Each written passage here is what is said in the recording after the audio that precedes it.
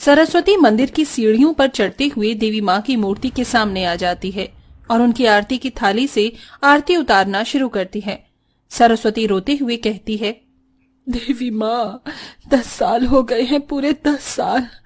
और कब तक इस तरह अपने मंदिर की सीढ़ियों पर इस बुढ़िया को दौड़ाती रहोगी? कुछ तो सोचो इस गरीब के बारे में। 10 साल से मैं अपने पैर घिस रही हूँ, लेकिन मुझे कोई खुशी प्राप्त नहीं हुई। देवी माँ, अपना उपकार करो। इतना कहकर सरस्वती पूजा की थाली से नारियल उठाती है और देवी माँ के चरणों में फोड़ देती है। उस नारियल के अंदर से फूल निकलता है। अरे वो, ये तो बहुत अच्छी बात है। नारियल के अंदर से फूल निकलना बहुत शुभ माना जाता है। लगता है कुछ अच्छा होने वाला है। 10 साल में एक बार भी तुम्हारे साथ ऐसा नहीं हुआ कि तुम्हारे नारियल के अंदर से फूल निकला हो। अरे पंडित जी, क्या सच बोल रहे हो? हाँ, बिल्कुल सही बोल रहा हूँ। इस नारियल को अपनी बहू को जरूर खिलाना। भगवान ने चाहा तो उसकी जरूर संतान होगी। पंडित के कहे अनुसार सरस्वती नारियल लेकर मंदिर से घर आ जाती है, जहाँ वो अपनी बहू को ढूंढने लगती है। पूजा, पूजा, अरे बहू कहाँ है तू? पूजा, ओ पूजा। तभी सरस्वती का बेटा आकर उससे कहता है, माँ, पूजा की तबीयत ठीक नहीं है। मैं डॉक्टर को बुलाने जा रहा हूँ, आप जरा उसके पास रहिए। हे भगवान, ये क्या हो गया है मेरी बहू को? तू जल्दी जा, डॉक्टर को लेकर आ। मैं बहू को देखती हूँ तब तक। सरस्वती इतना कहकर अपनी बहू के कमरे में उसके पास जाती है, जहाँ उसकी बहू पूजा पेट के दर्द से बिस्तर पर पड़ी होती है। माँ जी, मुझे बहुत पेट में दर्द हो रहा है। मुझे दर्द बर्दाश्त नहीं हो रहा।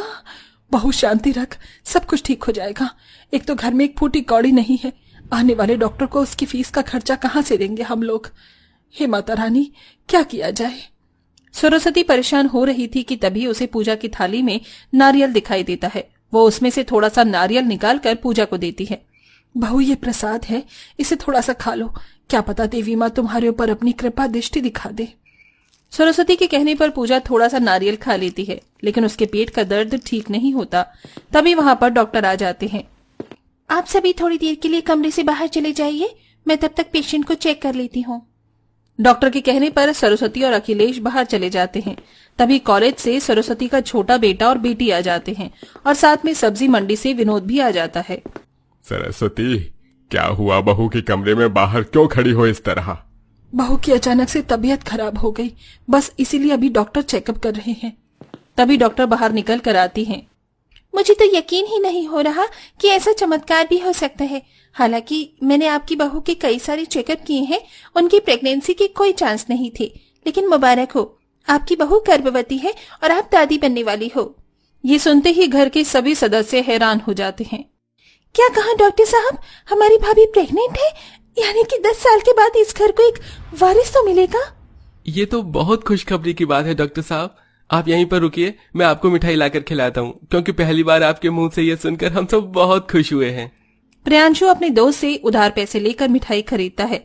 डॉक्टर से लेकर अपने पूरे मोहल्ले में सभी को मिठाई खिलाता है और इस खुशखबरी के बारे में बताता है।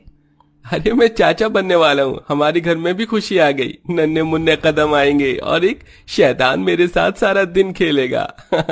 ये लो काकी, मिठाई खाओ। मुबारक हो बेटा, कम से कम 10 साल बाद ही सही तुम्हारे घर में खुशियां तो आई। सभी बहुत खुश होते हैं, लेकिन अब गर्भवती पूजा की देखरेख कैसे होगी, क्योंकि वो लोग इतने गरीब थे कि 2 वक्त का खाना भी बड़ी मुश्किल से खाया करते थे। माँ जी, राशन का एक दाना नहीं बचा घर में। अरे बहू, तू रुक जा, मैं किसी से उधार पैसे लेकर राशन लेकर आती हूँ। सरस्वती घर से बाहर निकलती है और अपनी जानकारी में से कई लोगों से उधार मांगती है, लेकिन कोई उसे उधार पैसे देता ही नहीं। किसी ने पैसे उधार ही नहीं दिए। अब अपनी गर्भवती बहू को क्या लाकर खिलाऊं? उसे इस हालत में भूखा रखना ठीक नहीं होगा। सरस्वती के कान में सोने के कुंडल होते हैं, फिर वो उन्हें सुनार की दुकान पर बेचकर उससे पैसे ले लेती है। ये पैसे 5 से 6 महीना तो निकाल ही देंगे। चलो, चाहे कुछ भी हो जाए, बहू को किसी भी चीज की परेशानी नहीं होने दूंगी। सरस्वती ऐसा कहकर उन सभी पैसों में से कुछ पैसों का ढेर सारा राशन खरीद लेती है और बाकी अपने पास छुपा कर रखती है। इतना सारा राशन आपको पैसे किसने दिए माँ? मेरी सहेली से उधार लिए हैं। जब मुझ पर होंगे तो मैं चुका दूंगी बहू। इतना राशन लाने की क्या जरूरत थी माँ जी? थोड़ा ही ले आती। बाकी के पैसे घर के काम में खर्च हो जाते। बहू तू चिंता मत कर, तू आराम से रहे, ये घर आराम से चलेगा। तभी पूजा की नजर उसके कानों पर पड़ती है। माँ जी, आपके सोने के कुंडल कहाँ गए? कहीं ऐसा तो नहीं राशन लाने के लिए आपने सोने के कुंडल बेच दिए हो? ये सुनते ही सरस्वती नजरें यहाँ वहां घुमाने और नजरें चुराने लगती है। आखिरकार उसका झूठ उसकी बहू के सामने पकड़ा ही गया था। क्या जरूरत थी आपको मुझसे झूठ बोलने की और ये सोने के कुंडल बेचकर राशन लाने की? अरे बहू, अब अपनी बहू और पोते या पोती के लिए ये नहीं करूंगी तो किसके लिए करूंगी? 10 साल बाद इस घर में खुशी आई है, बस अब तुम मेरे मन को रोको मत। सरस्वती ऐसा कहकर अपनी बहू को चुप करवाती है, जिसके बाद पूजा सभी के लिए खाना बनाती है और इसी के चलते धीरे धीरे सरस्वती उन्हीं पैसों में पूरे 9 महीने बिता लेती है, जिसमें वो अपनी बहू को जरा भी परेशान नहीं होने देती। 9 महीने बाद पूजा को लेबर पेन शुरू होता है और उसे अस्पताल लेकर जाया जाता है। बेटा, पैसों का इंतजाम हुआ कि नहीं? हमारी बहू यहाँ अस्पताल में भर्ती है, यहाँ से डिस्चार्ज होने के बाद डॉक्टर को पैसे तो देने ही होंगे। माँ, मैं अपने मालिक से कुछ पैसे उधार लेकर आया हूँ। कुछ ही देर में डॉक्टर आते हैं। मुबारक हो, आपको लड़का हुआ है। कल आप अपनी बहू को ले जा सकती हो, काउंटर पर हॉस्पिटल की फीस पे करवाने के बाद। ये सुनते ही सरस्वती बहुत खुश होती है। अगले दिन अखिलेश के पास जो पैसे होते हैं वो उन पैसों को काउंटर पर पे कर देता है और अपनी पत्नी को अपने साथ घर ले आता है। और इस बार हॉस्पिटल से एक नन्हा मुन्ना साथ आता है। कुछ दिन तो ठीक ठाक भी जाते हैं, लेकिन अब उनके घर में फिर से भुखमरी होने लगती है। घर में राशन खत्म हो गया है और घर में पैसे भी नहीं है। हे भगवान, हे माता रानी, अब क्या किया जाए? तभी उसकी गोदी में उसका मुन्ना मन ही मन बोलते हुए अपनी माँ से कहता है, अरे माँ, मैं हूँ ना, आपको परेशान होने की जरूरत नहीं है। ये देखो, रसोई में राशन भर गया। ये सुनते ही पूजा हैरान हो जाती है और अपनी मुन्ना की तरफ देखने लगती है। मुझे ऐसा क्यों लगा जैसे मुन्ना ने कुछ कहा। तभी उसकी नजर रसोई के अंदर पड़ती है। रसोई में भरपूर मात्रा में राशन होता है। कुछ देर पहले तो यहाँ एक दाना नहीं था और अब देखो भरपूर मात्रा में राशन। ये कैसे हो सकता है? पूजा सोच में पड़ गई थी, लेकिन अब जब उसे रसोई में राशन मिल ही गया था तो वो सभी के लिए खाना बनाकर तैयार कर देती है। वो सबको खाना खिलाने के बाद अपने कमरे में जाती है। तभी बारिश होने की वजह से उसके बिस्तर पर चारों तरफ गीला हो गया था।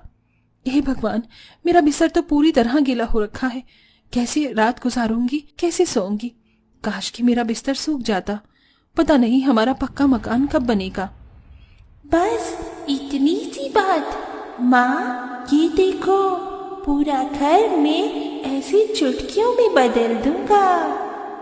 मुन्ना के इतना कहते ही पूरा घर टूटे फूटे मकान की जगह एक सुंदर से आलीशान घर में बदल जाता है, जिसमें रहने की सब सुविधाएं बहुत अच्छी होती हैं। ये देखते ही पूजा हैरान हो जाती है। मुन्ना, तुम बोल सकते हो? नहीं, ऐसा नहीं हो सकता। मुझे ऐसा क्यों लगता है कि तुम मुझसे बातें कर सकते हो?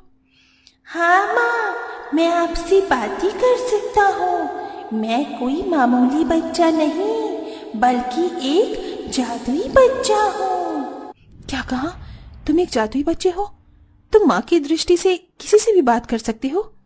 हाँ माँ, आपने बिल्कुल सही सुना। पूजा को विश्वास नहीं हो रहा था। वो तो जैसे कोई सपना देख ही रही थी। अगले दिन जब पूरा परिवार अपने टूटे फूटे घर को एक आलीशान घर में देखता है तो सब हैरान हो चुके थे। क्या हम किसी और के घर में हैं? ये इतना सुंदर सा घर हमारा तो नहीं लग रहा। एक रात में हम कहां से कहां पहुंच गए? क्या हम सभी एक जैसा सपना देख रहे हैं? आखिर ये सब क्या हो रहा है? अरे वाह, ये तो मेरे सपनों के आशियाने की तरह लग रहा है। अगर ये सपना है तो कभी खत्म ही ना हो। तभी पूजा कहती है, ये कोई सपना नहीं, ये हकीकत है और ये सब हमारे जादुई बच्चे की वजह से हुआ है। बताओ मुन्ना सभी को। हाँ, ये सब मैंने किया है। माता रानी का जो प्रसाद दादी माँ ने माँ को खिलाया था वो मामूली प्रसाद नहीं, जादुई प्रसाद था, जो माँ के मुंह के द्वारा सीधा मुझे मिला। इसीलिए मैं एक जादुई बच्चा हूँ। मैं कुछ भी कर सकता हूँ।